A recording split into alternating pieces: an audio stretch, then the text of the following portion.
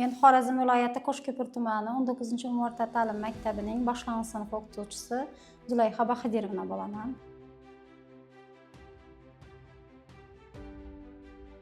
Men bu aynan shu matematika yozuv kitobini internetda ko'rib, qiziqib qoldim va ularni Telegram guruhini o'tib, Telegram guruhida berilgan. Men bu aynan shu matematika yozuv kitobini internetda ko'rib, qiziqib qoldim va ularni Telegram guruhini o'tib, Telegram guruhida berilgan mavzular bilan bog'landim va uni adminiga murojaat qilib, kitobni elektron variantlarini tashlab tanishib chiqdim. Qarasam, aynan bizni 2-sinflarda berilgan darslikdagi mavzular bilan uzviy bog'liq ekan. Keyin men qiziqib, ota-onalarimga iltimos qilib, murojaat qilib, zakaz qilib, o'quvchilarimda aldim 5 ta o'quvchimga buyurtma qilib oldirib, ishlab ko'rdik. Qarasak, juda qiziqishi bolalarni oshayapti, sifat samaradorlik ancha o'zgaryapti.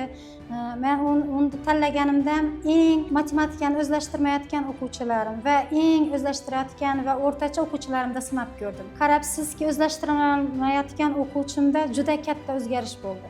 Bu kitobning zamonaviyligi shundan iboratki, bu kitobda o'zi o'quvchi yozib yechib boradi ekan misollarni. Va eng ajoyib usuli, bitta berilgan misol, topshiriqlar turli xil usullarda bajarilar ekan. O'quvchi faqatgina birgina yo'l bilan emas, turli xil usullardagi yo'llar bilan misol, mavzu va topshiriqlarni bajaradi ekan. Yana bunda mantiqiy bolalar bilan ishlash juda hozir zamon talabi. Mantiqiy va qiziqarli shu yillar ham o'quvchilarimda katta taassurot qoldirib, qiziqish orttirdi. Keyin buni butun sinfimizda targ'ib qilib, o'quv yili davomida oxirlab qoldi. Mana hozir 4-qismda turibmiz. 4-qismni yakunlash arafasidamiz, lekin ayrim uddaburon chaqqon o'quvchilarim 4-qismni yakunlashgan. Bunda bizning o'quvchilarga nafaqat bu katta ko'makchi vazifasini bajaradi. Shu yerda aytib o'tishim joizki, bunda o'quvchiga metodikasi ham bor. Hatto qanday yechish metodikasi ham bor. Qulayligi o'quvchini o'zi ongli ravishda namunadan qarab yechib ham ketaveradi ekan. Demak, har bir misolni, har bir mavzuni metodikasi berilgan. Men buni ishlab chiqqan mualliflarimizga, metodik markaz jamoasiga katta rahmat deyman. Men buni 1 yil davomida ishlab chiqib, o'z tajribamdan shunday xulosaga keldimki, bu kitob darsligimiz asosida tuzilganligi bo'lgani uchun juda ajoyib tuzilgan. To'garaklarimda foydalanib turibman, qo'shimcha uydan o'quvchilarim foydalanib turibdi. Mualliflarimizdan 3-sinfda ham shuni davom qildirishlarini 2026-yil 2027-o'quv yilida 3-sinfni keyin ham ishlab berishlarini iltimos qilar edim va avgustda shuni nima qilsalar, men sentyabrda xudo xolasa 1-o'quv faoliyat kunimizdan o'quvchilarda bo'lishini istayman. Endi shu yerda bir nimani aytib o'taman, aziz boshlang'ich ustozlar, butun respublika boshlang'ich ustozlarini bemalol tavsiya qila olaman. Tajribamni o'tkazdim, o'quvchilar bilan ishladik, o'quvchilarni mustaqil ishlashga qiziqishini undaydi, qiziqishini oshiradi. Monitoring o'tkaziladi. Bizning maktabimizda ichki monitoring ko'rsatkichlar, bu kitob orqali ko'rsatkichlarım yuqori natijada bo'ldi. Demak, ta'lim sifatini oshirishda, o'quvchilarning matematika faniga bo'lgan qiziqishini oshirishda ustoz ko'makchi metodik markazi tomonidan ishlab chiqarilgan matematika yozuv kitobini butun respublika boshlang'ich o'qituvchilarini tavsiya qilaman. Ustozlar, keling, ota-onalarimizda hamkorlikda ishlab, ularga to'g'ri tatbiq qilsak, buni hech summasidan chekinmaydilar, to'g'ri chekinmaydilar. Ular ham to'g'ri tushuntira olsak, farzandi uchun olib berishadi. O'zim nima qildim? Juda yaxshi samara beradi. O'zbekistondagi barcha o'quvchilarini bilim saviyasini oshirishda katta yordamchi bu. Bu o'zlarimiz uchun ham katta yordamchi. O'quvchilar mavzularni o'rganishda o'qituvchiga yordamchi.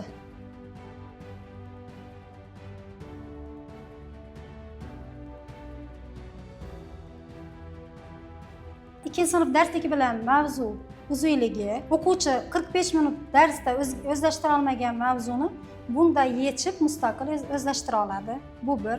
Rang-barangligi, kitobni o'ziga yozishlik, mavzular bosqichma-bosqich uzvilik ravishda berilganligi.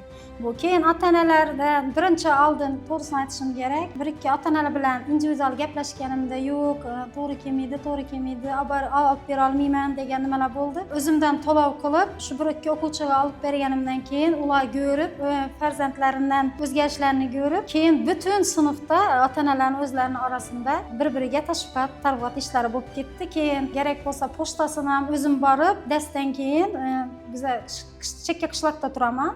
Shaharga borib, ya'ni Qo'shko'pirning shahar markazini pochtadan borib olib kelib berdim. Keyin buni samarasini o'zimni darslarimda, monitoringlarimda va darslarimni qiziqarli olib borishda samarasini ko'rganimdan keyin xursand bo'lib, yanada matematika darslarimda bu kitob bilan ishlashni nima qildik.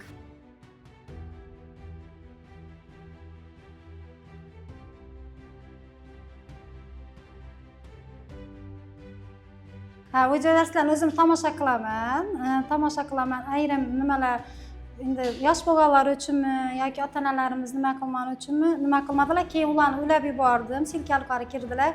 Ko'pincha guruhima shu yechilgan misollarni nimasini tashlab bordim, videoroklarini tashlab bordim. Biza bunaqa qildim. Oldin o'zimiz darslikda yechib ko'rdik, keyin topshiriq beraversam, ko'ringchi, sizniki bilan aynan shu to'g'rimi ekan deganda Telegram guruhda meniki to'g'ri ekan, shu videodagi deyin, meniki noto'g'ri ekan degan fikrlar bo'ldi. Kerak bo'lsa, ota-onalarim o'zim matematik yozuv kitobi bilan ishlab ketdilar.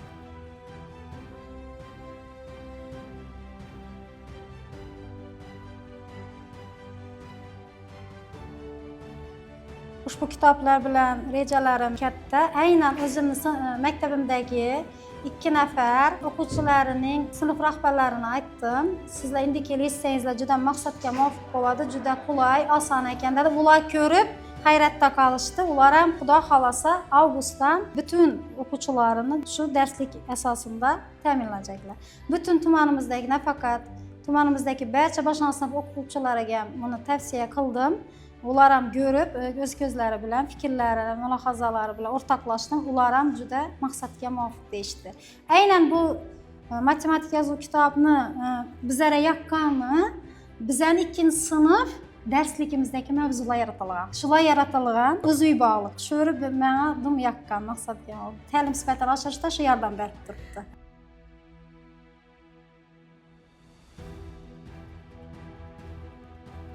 Oldin matematik yangi avlod darsliklaridagi matematika kitobi bilan moslashtirilgan to'garak nimalar bilan ishlaganmiz. U ham juda maqsadga muvofiq, lekin uni mavzulari qisqa edi. 32 soat berilgan. Bunda esa mavzular ko'p, o'qituvchi reja tuzaman, material topaman deb o'tirmaydi.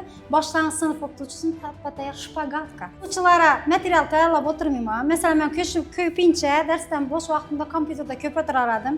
Matematikadan buni tayyorlayin, ona tilidan buni tayyorlayin deb qo'shimcha tarqatma materiallar deymiz. Endi shuni yo'q, unga hojat yo'q. Hozir to'garaklardan, nima darslarimdan darslikni yechib bo'lgan o'quvchilar o'zini matematika yozuv kitobini olib chiqardan kelgan joyidan davom qildiradi. Lekin albatta haftada 2 kun to'garagim bor matematikadan, payshanba va juma kunlari. Shu kunlari matematik yozuv kitobi bilan shug'ullanamiz. Va hafta yulduzlarni aniqlaymiz, shu nima bo'yicha yechgan taqdirlayman.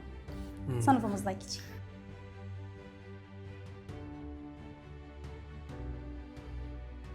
Tappa tayyor o'qituvchi uchun material, o'quvchi uchun ham hech qanday murakkabligi yo'q, bemalol yechib ketaveradi. O'qituvchiga tappa tayyor shpagatka 100% tavsiya qilaman. Buni lekin 3-sinfni ham kutib qolaman sizlarda. Keyingi o'quv yillarida 3-sinfni ham chiqadi. Rahmat ustoz, kattakon.